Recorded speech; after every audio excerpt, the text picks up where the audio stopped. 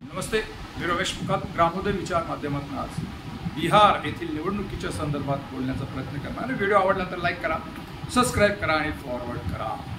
बिहार ही सामाजिक परिवर्तनाची जन्मभूमी म्हणतात आणि जनता पार्टीचा उदय झाला त्यावेळेला बिहारहून क्रांती झाली होती आणि 1975 साली आणीबाणी आली होती आणि त्या आणीबाणीच्या विरोधात बिहारच्या जनतेने जयप्रकाश नारायण यांच्या नेतृत्वाखाली जनता दलाचा स्थापना करून जनता पार्टी ही सत्तेवर आली आणि प्रबल असलेली इंदिरा गांधीचं सरकार 1975 साली आणीबाणीनंतर कोसळलं।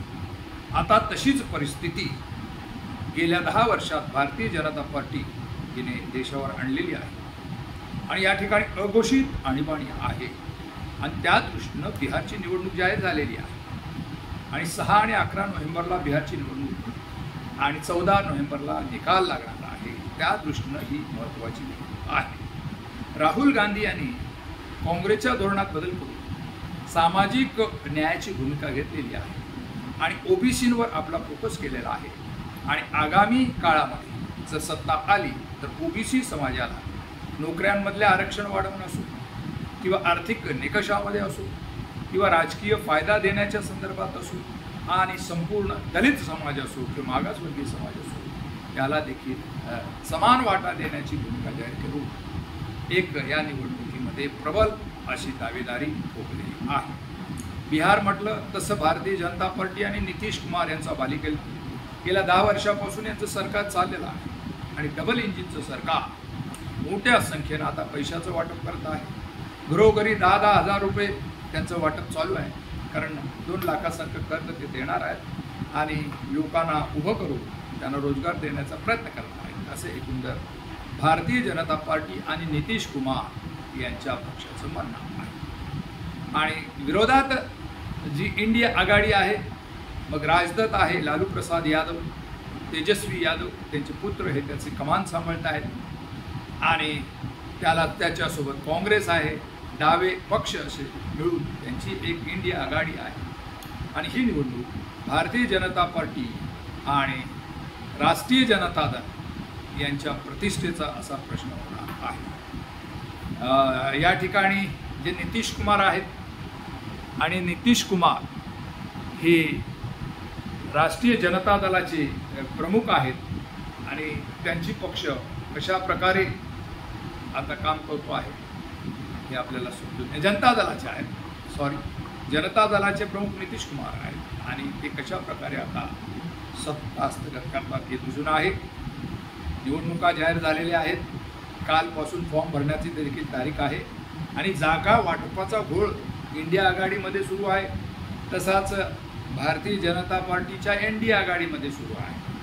नितीश कुमार हे 125च्या वर जागा मागतायत तर भारतीय जनता पार्टीला ते 100च्या आत देत आहेत आणि एकंदर चित्र पाहता भारतीय जनता पार्टीला 101च जागा मिळेल आणि त्याच्यात चिराग पासवान जे लोक जनता पार्टीचे आहे त्याने देखील भारतीय जनता पार्टीमध्ये 10 ते 12 जागांची मागणी केलेली आहे आणि त्यामुळं आता कसरत आहे, भारतीय जनता पार्टीला कसरत करावी लागणार आहे, कारण गेल्या निवडणुकीमध्ये भारतीय जनता पार्टीनं एकूण 74 सीट मिळवलेल्या होत्या आणि लालू प्रसाद यादव, तेजस्वी यादव त्याचे प्रतिनिधित्व करतात, ते राष्ट्रीय जनता दल म्हणजे RJD यांनी 75 सीट मिळाली। दोघांच्यामध्ये फरक 1 होता आणि नितीश कुमार यांच्या जनता दलाकडे 43 आणि काँग्रेसकडे 19 आणि त्यामुळे इंडिया आघाडी त्या ठिकाणी कमकुवत ठरली होती आणि जनता दल आणि भारतीय जनता पार्टी एकत्र आले। जनता दलाच्या 43 आमदार आणि भारतीय जनता पार्टीचे 74 आमदार असं मिळून नितीश कुमार हम पार्टी त्याचा 1 आणि चिराग पासवान यांची असे मिळून एक सरकार भारतीय जनता पार्टी आणि जनता दलाचं चालू होतं आणि बिहारला विशेष पॅकेज द्यावं असं पंतप्रधान नरेंद्र मोदी यांनी सांगितलं होतं।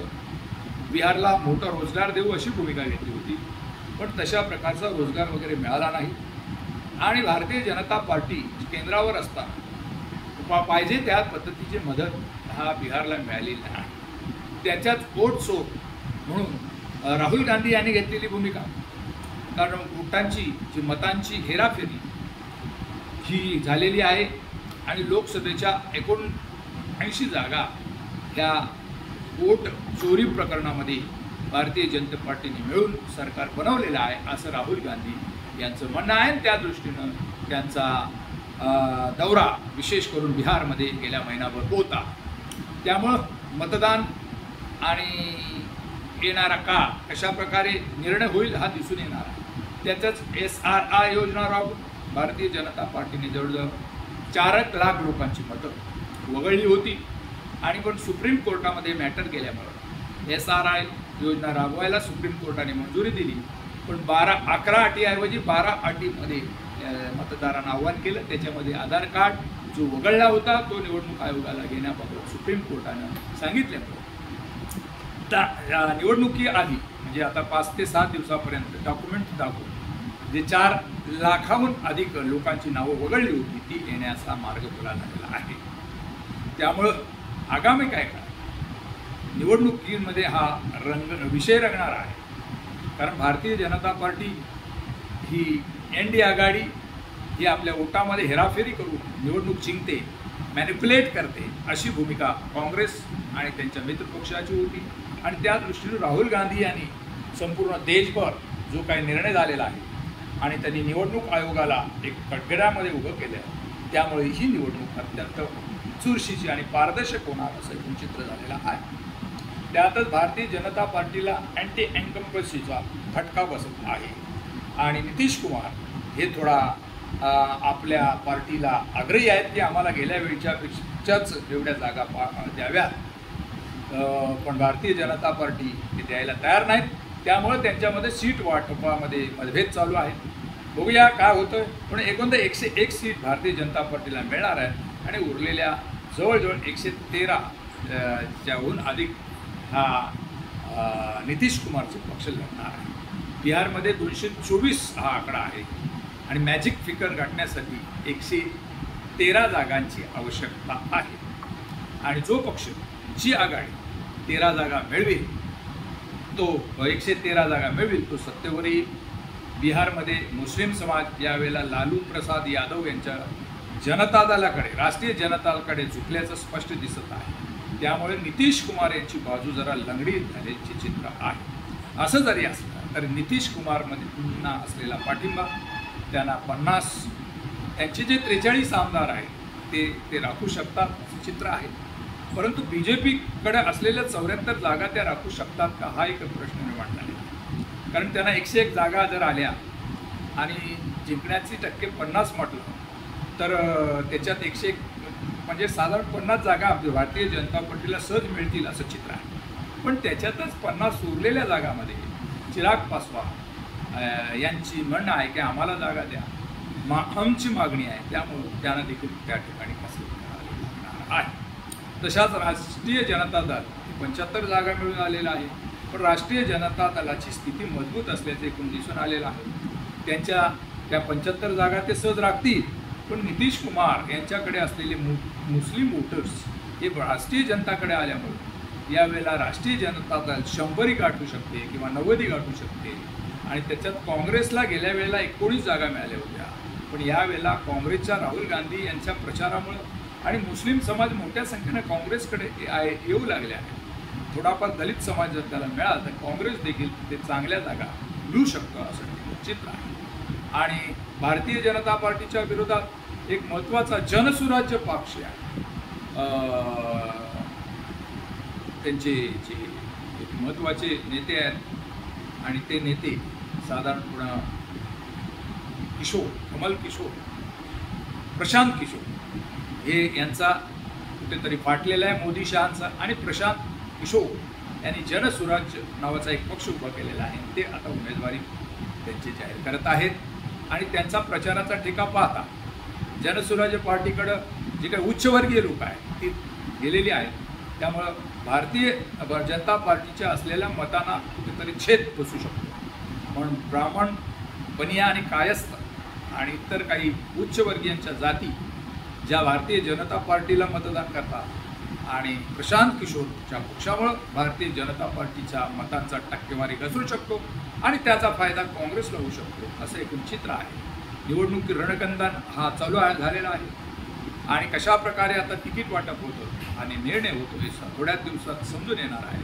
परंतु भारतीय जनता पार्टी आणि नितीश कुमार यांचं गठबंधन आणि लालू प्रसाद यादव, तेजस्वी यादव यांची RJD आणि काँग्रेस आणि डावे पक्ष यांचं गठबंधन यामध्ये चुरशीची लढाई आहे आणि त्यात मायावतीचा बहुजन समाज पक्ष 4 ते 5 जागांमध्ये आणि OAC यांचा पक्ष 4 ते 5 जागांमध्ये प्रभावी भूमिका निभावू शकतो आणि त्यामुळं आगामी काळात 113चा आकडा हा कुठल्याच आघाडीला मिळू शकत नाही. त्यामुळे हंग असेंब्ली येण्याची शक्यता आहे. कारण मॅनिप्युलेट इलेक्शन होणार नाही, होणार आहेत ते निवडणूक पारदर्शक होणार आहे आणि या पारदर्शक निवडणुकीमध्ये बिहार राज्यामध्ये हंग पार्लमेंट येण्याची शक्यता आहे. बघूया आता कशा प्रकारे बिहारचे वोटर्स निर्णय घेतात आणि त्याचा निकाल काय येतो हे 14 नोव्हेंबरला दिसून होणार आहे. आणि 14 नोव्हेंबर हे महत्त्वाचं आहे. जर नितीश कुमार यांची सत्ता बिहारमधून गेली आणि इंडिया आघाडीची सत्ता जर आली तर केंद्र सरकारला त्याचा धक्का पोचणार आहे. मोदी शहा कमकुवत होणार आहेत. त्यांच्याकडे 240 जागा आहेत. नितीश कुमारच्या जनता दलाकडे 12 जागा आहेत आणि नितीश कुमारचा पराभव झाला तर केंद्राच्या सरकारला धोका निर्माण होण्याचे स्पष्ट संकेत देत आहे. कारण या निवडणुकीच्या आधारावरच केंद्राचं सरकार टिकेल का राहील हे थोड्या दिवसात समजून येणार आहे. या संदर्भात आपली भूमिका काय, कमेंट्स करा आणि माझा व्हिडिओ आवडला तर लाईक करा, सबस्क्राईब करा आणि फॉरवर्ड करा. जय हिंद, जय महाराष्ट्र, जय भारत.